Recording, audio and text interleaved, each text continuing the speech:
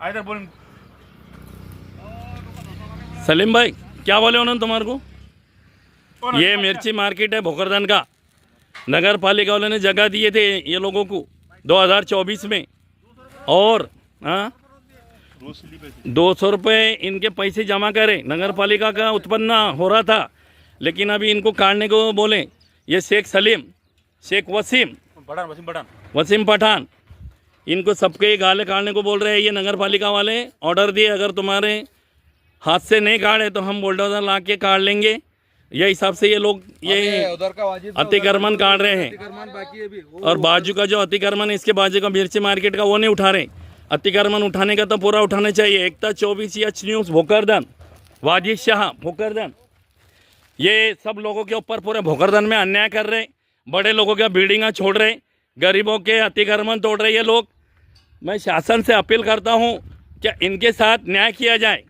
और ये नगर पालिका की जगह है, नगर पालिका को उत्पन्न था। इन्होंने इनके 200 रुपये रोज से मिर्ची के सीजन में पैसे वसूल करे। वो अतिक्रमण बताओ अजित, देखो वो सामने का अतिक्रमण। अरे ये समोरचं जे अतिक्रमण दिसत आहे ते सोडलं त्यांनी, फक्त मिरची मार्केटला उचलायला सांगत आहे। तरी शासनाने या मिरची मार्केटवाल्यांना सवलत द्यावी व सहकार्य करावे, गरिबांना न्याय द्यावा अशी मी विनंती करतो। वाजिद शाह, एकता 24H न्यूज़ भोकरदन।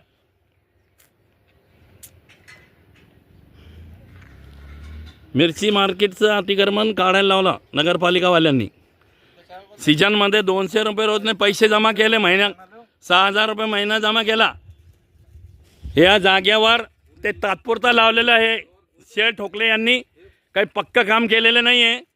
तरी नगरपालिकावाल्यांनी यांना नोटिसा देऊन तुम्ही उचला, नाहीतर आम्ही अतिक्रमण JCB आणि बुलडोजर लावून तुमचं सामान तोडू। तर हे भीतीपोटी हे वसीम पठान आणि सलीम भाई, नदीम शाह हे आपल्या हाताने अतिक्रमण काढून घेत आहे। एकता 24H न्यूज़ भोकरदन। हो ना, हो ना, बस भैया, बस इतना ही काफ़ी है। हो।